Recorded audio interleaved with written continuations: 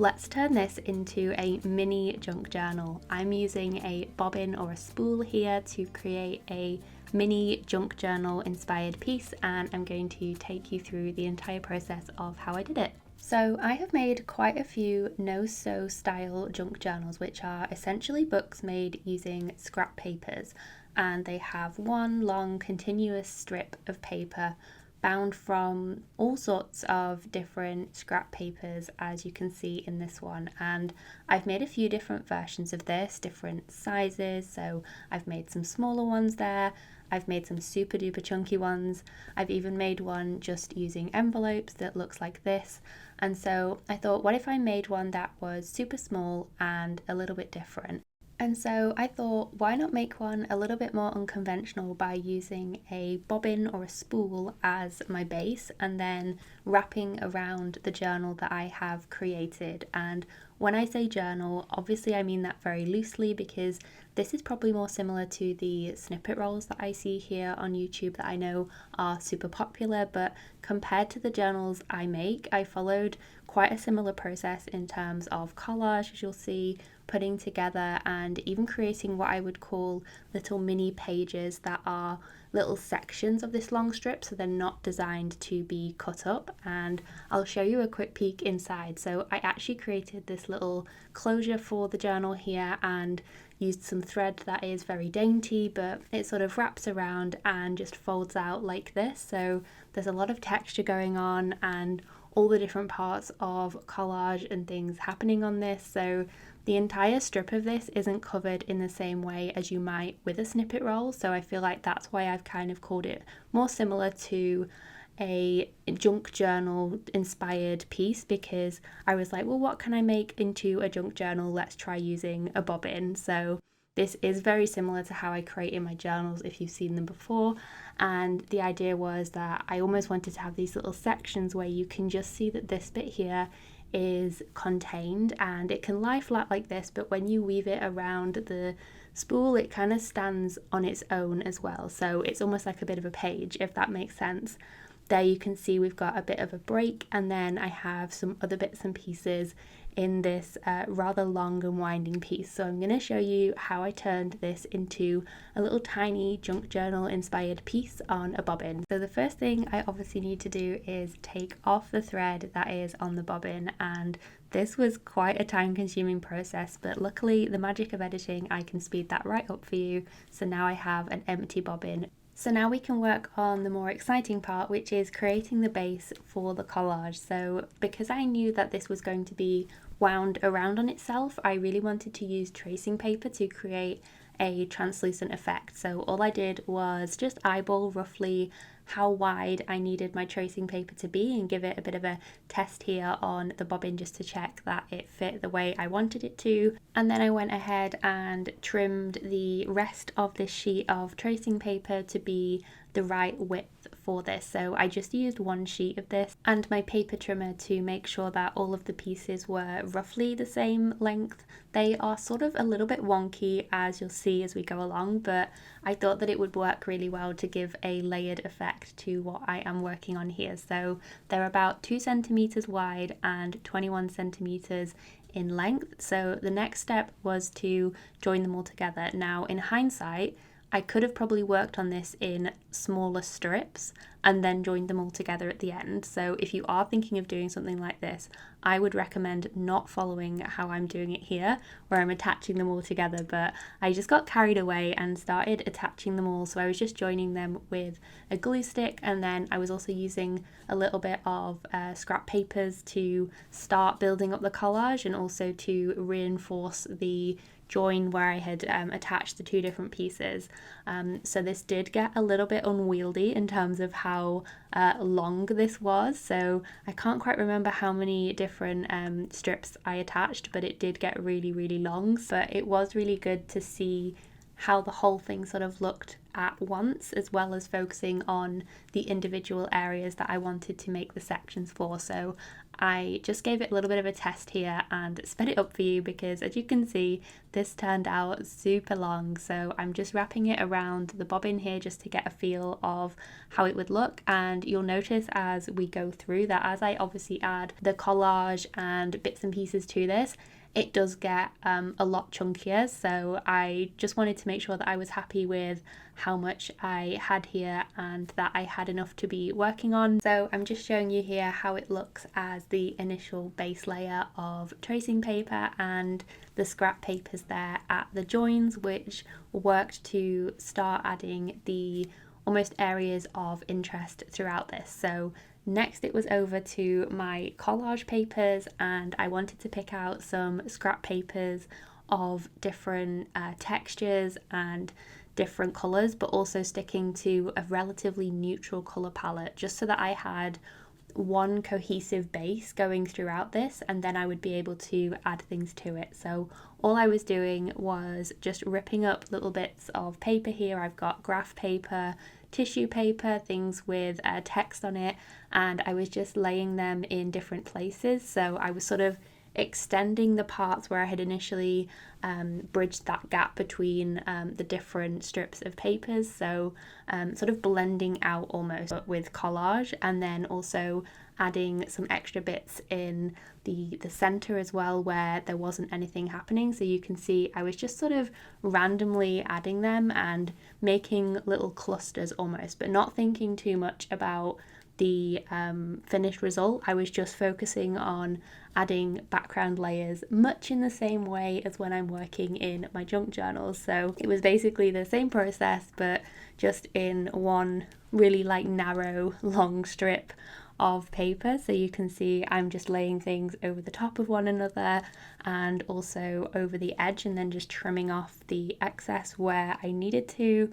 And you can see there, that is what I have. Now I did tea stain this, but I couldn't do that on camera because I'd made this so unwieldy and long, it was really difficult. But I just wanted to show you how this looked once it had been sort of tea stained, and it really helped to bring everything together a little bit and gave it really good texture as well. So it was a really nice base then for me to start adding some other bits to. Now, I did want to kind of keep a little bit true to the whole working with a bobbin thing, so I decided to run this through the sewing machine with varying degrees of success. I did have to stop at one point, rip a section out because it had all bunched up on me. It is very wonky. There are bits where I've skipped stitches. It's all very wonky and imperfect, but it adds really nice texture, and I think it's good to have something that's running through the entirety of this piece to add a bit of cohesion, I guess. So the places where I had to make some repairs, shall we say, to this piece, I just grabbed some masking tape and I was just sort of patching up different areas where either some of the thread had gone a little bit out of where it was supposed to be, shall we say, and I also put it on the end as well to make sure that nothing unraveled. So don't look too closely, but also I think it was a really good way just to add something different and add some 3D texture to this, and as I said, have something that was sewing related on the embroidery spool sort of inspired piece as well. And I knew I wasn't going to be able to hand sew on it anyway because it was too thin. So now I'm going to start adding some paint to this. So we're really going full mixed media in terms of everything I'm adding to this, and I just used some white acrylic paint here, and I'm not being too precise with how I'm adding this. It's a little bit messy. Again, we're probably reaching the phase of this where it's like trust the process and you just have to sort of work through, and when we're adding these different background pieces. So, you know, I'm not trying to do any great work of art or anything. I'm literally just mark making and almost blending out some areas. So where there are the collage pieces that feel a little bit rigid and not sort of going together, I was sort of blending those different areas and having that transition, I guess, between the different pieces. And it also added some really nice contrast, I think, because there was such neutral tones throughout this, that it was really nice to add that highlighted area to parts of this, and also you'll get some nice texture with this as well. So that's kind of what I was going for. Nothing too perfect, but just wanted to give it something that ran throughout as well. So that's what I was doing with a lot of this, was just having one technique that was running throughout it to kind of create a continuous piece but not have everything looking the same. So that's kind of how the different areas turned out for this. So once I had done the painting, next I wanted to do some stamping. So I was very much following a similar process to how I've previously done the faux washi strips. So essentially it's creating that one big long piece here, as you can see, stamping across different areas, except we're obviously not going to be cutting this up. It's not designed to be used in different pieces, it's designed to be one whole piece. So a lot of the times I stamped off the edge to create a bit of interest, and also used a couple of different stamps just in a few places throughout. I didn't cover the entire thing in stamps, I just wanted to add a few areas of interest throughout this, and I was also looking for places that looked a little bit plainer because I didn't want to create places that were too busy in all of this, because I still have things that we want to add. So the next thing I wanted to add was a little bit of colour and also some pattern, but very subtle. So I decided to grab some of my thinner washi tapes in a few different colours. So I've got like a plainer one, this one here that is more neutral, and then a couple of pinkish toned ones, one that is also a grid pattern, and I just popped these throughout in different areas, sort of focusing on areas that had a little bit more collage to start adding some colour and some interest to them, creating a little bit of areas of focus, I suppose, on these. So I just went ahead and alternated different ones, so having like a neutral one and then having some pink further up, so that I didn't have two the same sort of next door to each other, if that makes sense. So I just added them randomly throughout, sometimes here like I'm showing you across the edge as well. And then I'm using just a little bit of masking tape here to attach the strip to the bobbin itself, because as I'm starting to now work on bits that have a bit more focus to them, I wanted to get an understanding and a bit of an idea of how it would look once it is wound around, because like I mentioned earlier, I wanted the little sections to sort of be standalone pieces. So I just use the masking tape there on the front and the back to attach this, so it's not permanent. So if I did want to take this off for whatever reason, I can do. And I just give it a little bit of a test run here just to wind it round and see how it was looking. And as you can tell, in comparison to the first time that I wound this round, it was definitely getting a little bit chunky, and I panicked a little bit because I thought, oh, this is like way chunkier than I thought it was going to be, but actually I think it works really well. And once I had wound this around, I thought, okay, I'm definitely going to need to think about how I'm going to have a closure for this, because I hadn't thought that far. I just got all excited with it, and I thought a brad would be absolutely perfect for this. So I had a few different colours here I was testing out, but this one here with a little bit of a pattern sort of called out to me. So what I did was I just poked a hole there for the brad just to see if my idea actually would look good on this piece. And then I decided to use some of the thread from the original bobbin, so a little bit of a nod to the original piece. So I threaded it through gently on the hole that I'd made there, and then I added the brad back through the hole. And what I did was I wrapped the thread around the back of the brad a few times, and then closed it, so that way then it was sort of secured in place. Now, is this permanent? No, but you know, I'm not going to be constantly opening and closing this and pulling at it, so for the purpose of this, it was absolutely fine in terms of creating a little bit of a closure for this. So once it was in place there, you can see I wrapped it round, and then because the thread is so thin, I was just able to gently sort of wind it underneath the brad a few times, and I think that works great as a little bit of a closure for this. So it's very dainty, it's very delicate, but like I said, I'm not going to be constantly opening and closing this, and that way it doesn't detract too much from the actual front of this. Now, you know I love some fussy cutting, so we're going to do some extreme fussy cutting here. I decided to find a book that had some really teeny tiny little illustrations, and I was fussy cutting the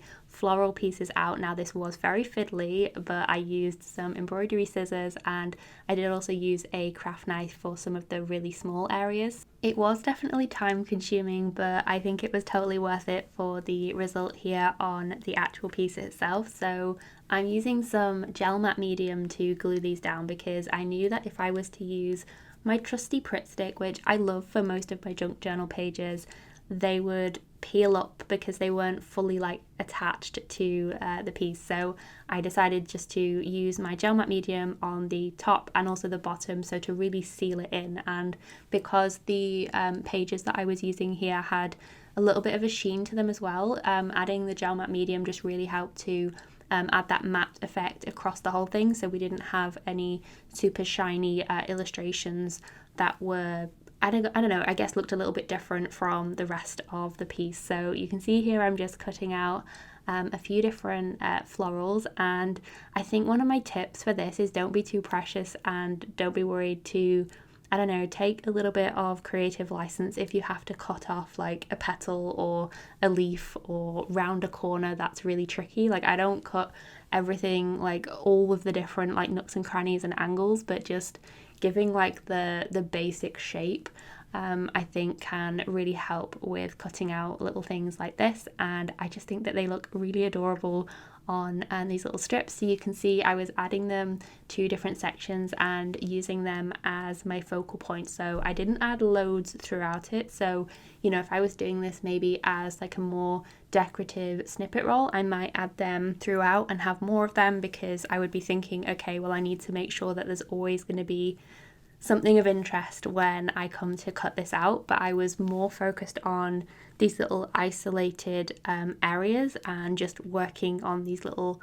collage clusters, I guess, throughout the whole piece. So I've added one here that is a nice pop of yellow, so a change from the pinks, and I decided to add a little cluster of 3 here, which looks really sweet as a little bit of a break between all of the neutrals there. Now, something that is a staple in all of my art journals, junk journals, whatever I create, is having some words or some text. And I am a really big fan of found words as well, so cutting things out of books or of magazines. So I had to obviously find ones that had smaller text because I just thought that that would help with the scale. So I could have used some larger text and had it like look like a big impactful piece, but I really wanted to play with that scale and shrink the text down so that it almost felt like it was right for the size that I'm working on here. So you can see I'm also adding this with the gel matte medium as well, just to